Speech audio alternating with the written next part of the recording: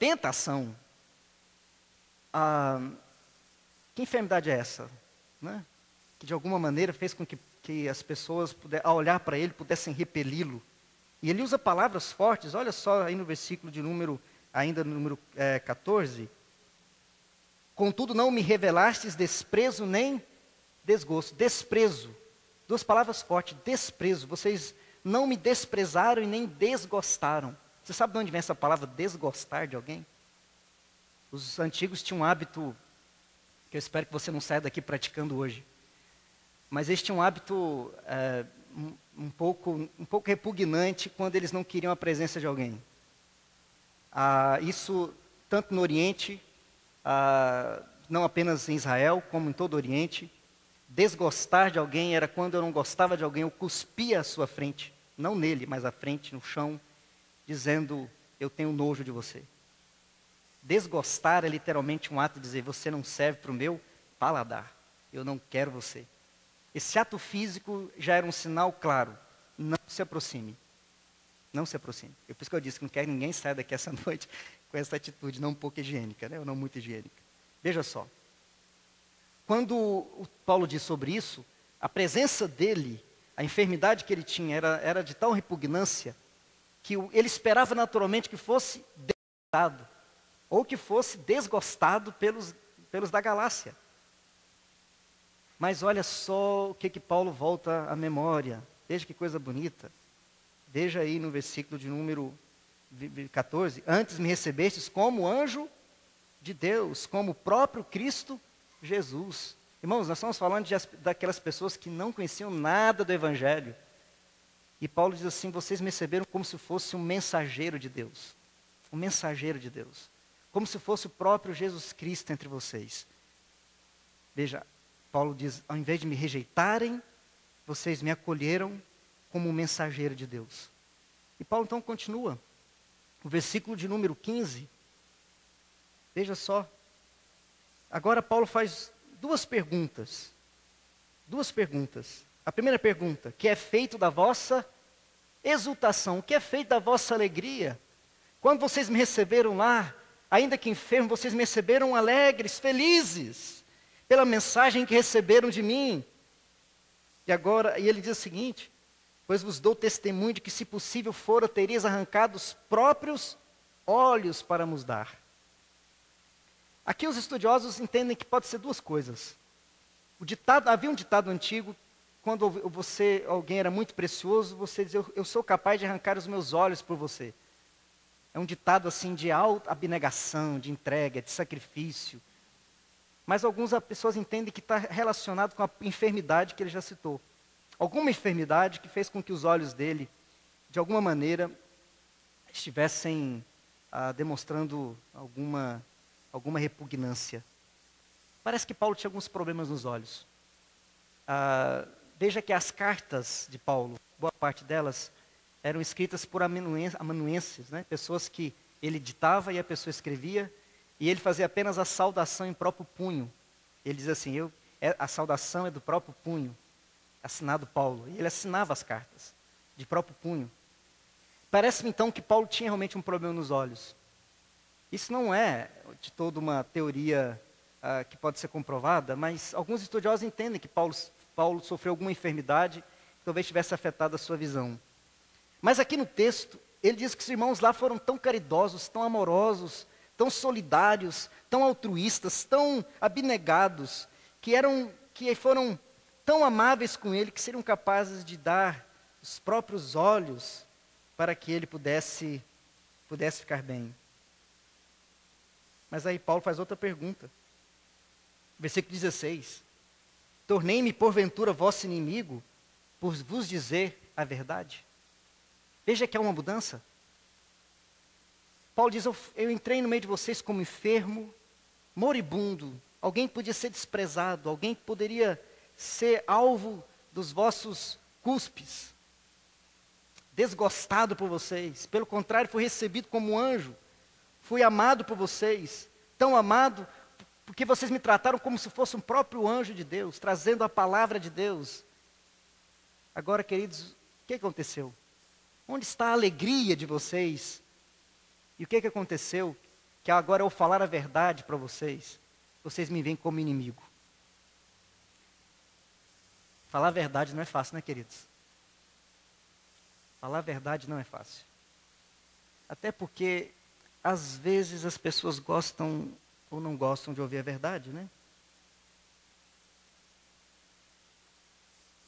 E é por isso que Paulo vai dizer para os queridos, no versículo 17, uma advertência. Ou fazer aos queridos uma advertência. Ele fez um pedido, ele fez 2 perguntas, agora ele faz uma advertência. Está no verso 17 e 18 também. Você pode ler comigo? Vamos lá? Os que vos obsequiam não fazem sinceramente, mas querem afastar-vos de mim, para que o vosso zelo seja em favor deles. Mas a primeira coisa que Paulo vai dizer para os queridos da Galácia é: olha, tomem cuidado. Tem gente querendo agradar vocês, mas eles querem seduzir vocês para conquistar para eles mesmos. Eles estão querendo vocês como seguidores deles. Eles querem vocês como escravo deles, como dependentes deles. Paulo está dizendo de um estilo de liderança que faz com que as pessoas se tornem dependentes do líder de tal maneira que são escravizadas pelo próprio líder. Paulo usa uma palavra muito forte, ele diz assim: esses que vos trazem favores, esses que querem agradar vocês. Algumas versões está assim, que era aqueles que querem agradar vocês, aqueles que estão trazendo presente para vocês, aqueles que estão querendo obsequiar vocês. Na verdade, eles estão querendo aprisionar vocês. Paulo está usando uma imagem de uma armadilha. É aquele que apresenta uma coisa linda, que agrada o coração, que agrada os olhos, que faz bem para o coração. Depois diz assim: agora você é meu. Seja bem-vindo à minha cela exclusiva para você. Paulo está estabelecendo algo que ele entende como uma grande falácia. Então ele adverte aos queridos, no verso 18. É bom a gente ser zeloso da verdade. É bom a gente ser zeloso pelo bem. E não apenas quando eu estou presente convosco. O que ele está dizendo, queridos? Ele está dizendo para os queridos ali da Galácia: fiquem com o bem, fiquem com o bom, fiquem com o certo, fiquem com o verdadeiro, fiquem com aquilo que é agradável. E não abandonem aquilo que é bom, perfeito, na minha ausência. Sejam zelosos em todo o tempo, tomem cuidado. Vai ter sempre alguém querendo levar você de volta para a escravidão. Aí Paulo termina o nosso texto com uma conclusão. E ele diz assim no verso de número 19. E ele diz assim: meus filhos. Aqui é o coração do pai, né? Meus filhos. O que ele fala para os filhos? Meus filhos, por quem de novo sofre as dores de parto. Como é que a gente sofre dor de parto 2 vezes, né? Aí as mães podem ficar pensando nisso. Paulo está dizendo o seguinte: ele já deu à luz, né? Ele já deu à luz, já tinham nascido, já eram crianças nascidas, já estavam crescidinhas com 5 anos, né? Não era quem já tinha visto, a igreja estava com 5 anos. Mas agora eu estou sofrendo de novo a dor de parto. Tem que fazer tudo de novo. Eu estou escrevendo essa carta sentindo dor de parto. Veja que a imagem é forte, mas veja que a dor de parto, que Paulo está dizendo, tem um fim. E é isso que faz com que Paulo seja diferente daqueles que estavam querendo escravizar. Veja o resultado: até que Cristo seja formado em vós. Eu não estou sofrendo a dor de parto para que vocês me agradem, para que vocês estejam submissos a mim, para que vocês sejam meus seguidores, para que vocês estejam debaixo da minha autoridade.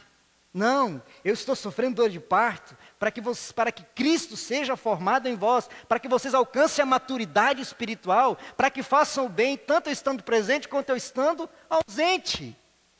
Porque cristianismo de verdade nos leva à liberdade e não à escravidão. E essa escravidão, diz Paulo, não é nem um conjunto de doutrinas, nem tampouco as pessoas. Líderes que fazem com que as pessoas se tornem seguidoras, dependentes, estão tornando os livres em escravos. A diferença é clara, né, meus queridos? Os falsos mestres estavam querendo dominar os Gálatas. Paulo deseja que Cristo fosse formado neles para a liberdade. Os falsos mestres eram egoístas e queriam seguidores. Paulo se coloca na condição de irmão, em igual condição. Reverendo John Stott, quando comentou esse texto, tem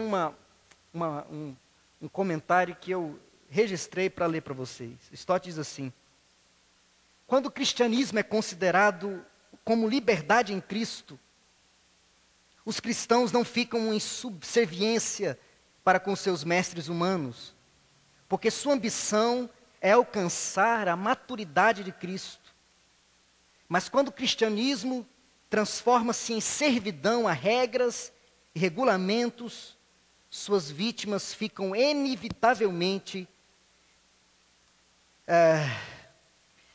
amarradas, sujeitas aos seus mestres, assim como foi na Idade Média.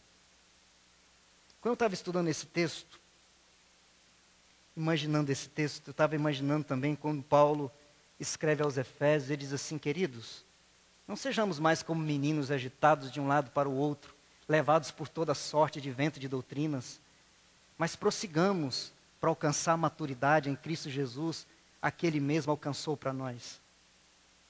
Veja, amados, que a liberdade cristã não nos torna subservientes e nem debaixo de um conjunto de regras e nem tampouco sobre a autoridade de líderes, como se estivéssemos submissos.